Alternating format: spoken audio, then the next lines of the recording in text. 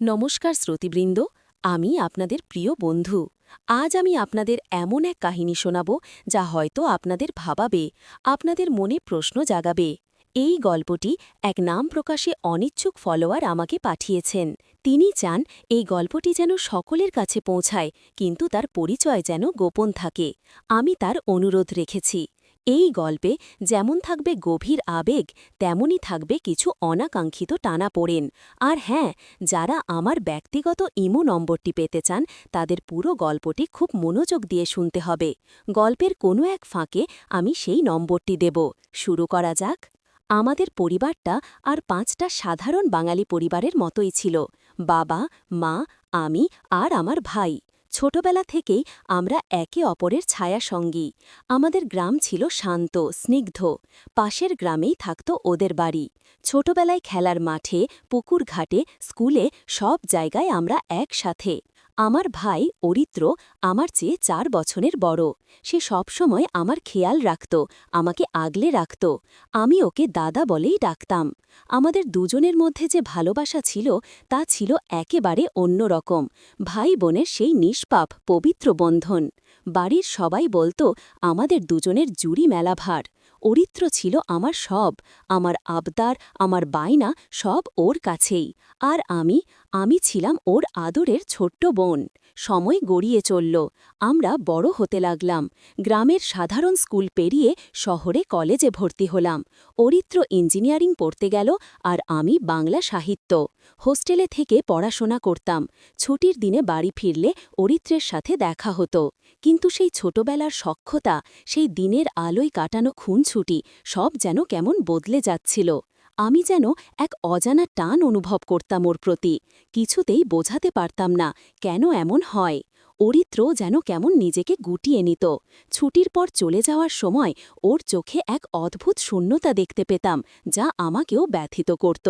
আমার তখন সবে ২২ কি ২৩ বছর বয়স। অরিত্র তার পড়াশোনা শেষ করে একটি নামকরা কোম্পানিতে চাকরি পেয়েছে। বাড়িতেও বিয়ের তোড়জোড় শুরু হয়েছে। আমার জন্য পাত্র দেখা হচ্ছে, কিন্তু আমার মন জুড়ে শুধু অরিত্র। আমি ওকে ছাড়া আর কিছু ভাবতেই পারতাম না। একদিন রাতে আমি আর অরিত্র বারান্দায় বসে গল্প করছিলাম। আকাশ জুড়ে তখন তারার মেলা। পূর্ণিমা চাঁদটা যেন আজ আরও উজ্জ্বল। হঠাৎ অরিত্র আমার হাতটা ধরল। আমি চমকে উঠলাম। ওর হাতের স্পর্শে আমার শরীরের ভেতর দিয়ে এক শীতল স্রোত বয়ে গেল। ওর চোখের দিকে তাকিয়ে আমি যেন হারিয়ে গেলাম। সেই চোখে ছিল এক গভীর আকুলতা, যা আমি আগে কখনো দেখিনি। অরিত্র ফিসফিস করে বলল, সুমনা, তোকে ছাড়া আমি বাঁচতে পারব না। আমি স্তব্ধ হয়ে ওর দিকে তাকিয়ে রইলাম। আমার গলা দিয়ে কোনো স্বর বের হচ্ছিল না। আমি কি ঠিক শুনছি? আমার দাদা, আমার অরিত্র, সে কি আমার প্রতি এই অনুভূতি প্রকাশ করছে? এই অনুভূতি কি আমারও? অরিত্র আমার দিকে আরও একটু এগিয়ে এলো। ওর নিঃশ্বাস আমার মুখে এসে লাগল। সুমনা, আমি জানি এটা পাপ, আমাদের সমাজের চোখে এটা অন্যায়, কিন্তু আমি নিজেকে আর আটকাতে পারছি না। আমার বুকের ভেতরটা ধুকপুক করছিল, এক অজানা ভয়, আর তার সাথে এক তীব্র আকুলতা। আমি জানতাম এটা ভুল, সমাজের চোখে এটা ঘোর অন্যায়, কিন্তু মন যে মানছিল না। অরিত্রের চোখের ওই আকুলতা, ওর স্পর্শের সেই তীব্রতা, সব যেন আমাকে অন্য জগতে নিয়ে যাচ্ছিল। দাদা, আমার গলা কাঁপছিল। অরিত্র আমার মুখটা ২ হাতে তুলে ধরল। ওর চোখে জল। আমি জানি আমার এটা বলা উচিত নয়, কিন্তু তোকে ছাড়া আমি বাঁচব না সুমনা। যখন থেকে তুই বড় হতে শুরু করলি, তখন থেকেই আমার মনের ভেতর এই অনুভূতিগুলো।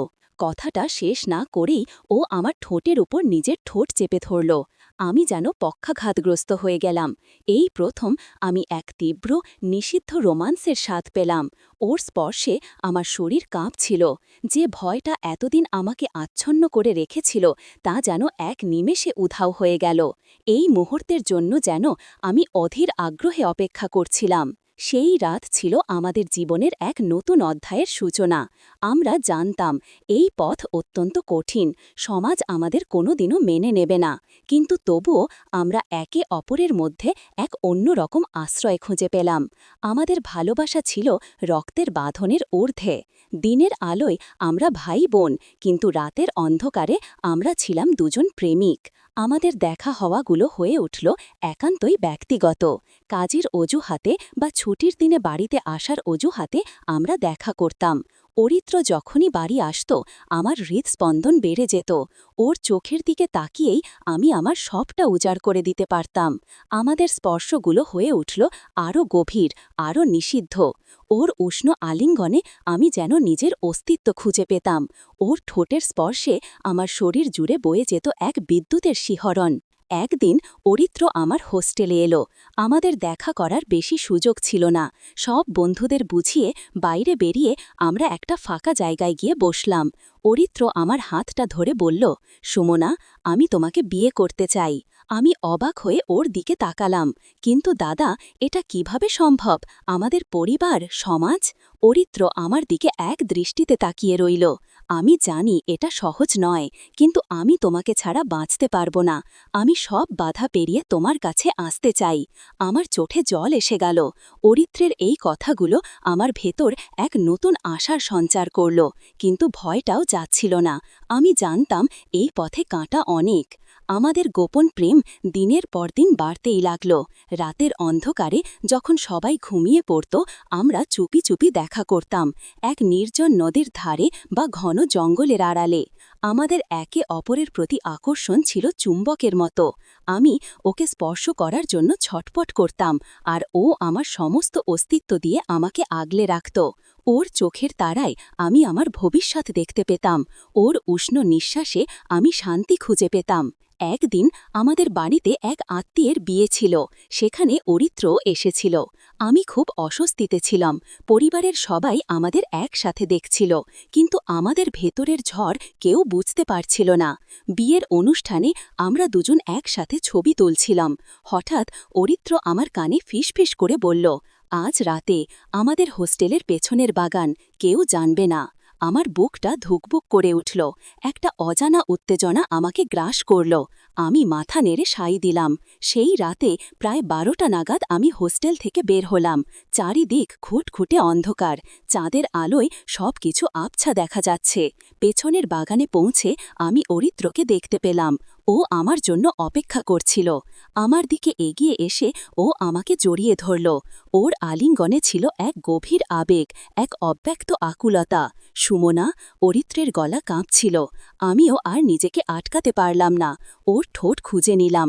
সেই রাতে প্রকৃতির কোলে আমরা একে অপরের সবটুকু নিংড়ে নিলাম। আমাদের শরীর, মন, আত্মা সব যেন একাকার হয়ে গেল। অরিত্রের প্রতিটি স্পর্শে আমার শরীরের প্রতিটি রোমকূপ যেন জেগে উঠছিল। ওর উষ্ণ নিঃশ্বাস আমার গলার কাছ দিয়ে বয়ে যাচ্ছিল, যা এক তীব্র রোমান্টিক উত্তেজনার সৃষ্টি করছিল। আমি ওর চোখে এমন এক আগুন দেখতে পাচ্ছিলাম যা আমাকেও জ্বালিয়ে দিচ্ছিল। আমাদের এই নিষিদ্ধ প্রেম যেন এক নতুন মাত্রা পেয়েছিল। আমাদের এই সম্পর্ক গোপনে চলতে লাগল। আমরা জানতাম একদিন না একদিন এটা প্রকাশ হয়ে যাবে, আর তখন আমাদের কি হবে তা আমরা কেউই জানতাম না। কিন্তু তবুও আমরা একে অপরের মধ্যে এক স্বর্গ খুঁজে পেয়েছিলাম। আমাদের একে অপরের প্রতি টান এতই প্রবল ছিল যেন মনে হতো যেন আমরা একে অপরের জীবনের অবিচ্ছেদ্য অংশ। একদিন আমাদের বাড়িতে এক বিশাল ঝড় এলো, শুধু প্রকৃতিতেই নয়, আমাদের জীবনেও। আমার মা, যিনি সবসময় আমাকে সন্দেহ করতেন, তিনি আমাদের কিছু গোপন চিঠি খুঁজে পেলেন। চিঠিগুলো অরিত্র আমাকে লিখেছিল, এবং আমার লেখা কিছু চিঠিও অরিত্রের কাছে ছিল। আমার মা সেই চিঠিগুলো পড়লেন। তারপর যা হলো তা আমি ভাষায় প্রকাশ করতে পারব না। মা আমার ঘরে ঢুকলেন। ওনার চোখ লাল, হাতে সেই চিঠিগুলো। সুমনা, এ কি? তোর দাদা, তোর নিজের দাদা, তুই এই কাজ করেছিস? আমি ভয়ে জমে গেলাম। কি বলবো, কি করব, কিচ্ছু বুঝতে পারছিলাম না। আমার সব লজ্জা, সব ভয় যেন একসাথে আমার ওপর চেপে বসল। মা, আমার গলা দিয়ে শুধু এতটুকুই বের হলো। মা চিৎকার করে উঠলেন, তুই আমার সম্মান সব ধুলোয় মিশিয়ে দিলি, তুই একজন পাপী। তারপর কি হলো তা আমি স্পষ্ট মনে করতে পারছি না। শুধু মনে আছে মায়ের তীব্র চিৎকার, তারপর সব অন্ধকার। পরে যখন জ্ঞান ফিরল, দেখলাম আমি নিজের ঘরে। মা আমার ঘরে নেই, অরিত্র বাড়িতে নেই। বাবা চুপচাপ বসে আছেন। ওনার মুখে কোনো কথা নেই, শুধু এক গভীর হতাশা। আমি আস্তে আস্তে উঠলাম, দরজার দিকে এগিয়ে গেলাম। সেখানে দাঁড়িয়েছিলাম আমি, আর আমার মুখামুখি দাঁড়িয়েছিল আমার বাবা। ওনার চোখে জল। সুমনা, তোর দাদা চলে গেছে, ও আর ফিরবে না।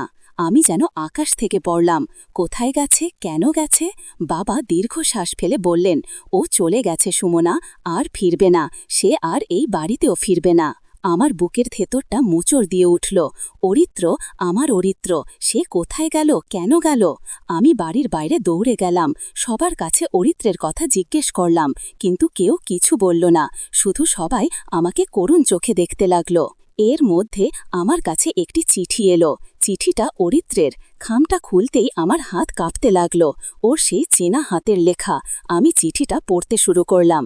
প্রিয় সুমনা, আমি জানি আমি যা করেছি তার কোনো ক্ষমা নেই। আমাদের এই সম্পর্কটা ছিল সমাজের চোখে এক বিরাট পাপ। মা যা কিছু জানতে পেরেছেন তাতে আমি লজ্জিত। আমি আর এই মুখ নিয়ে তোমাদের সামনে দাঁড়াতে পারছি না।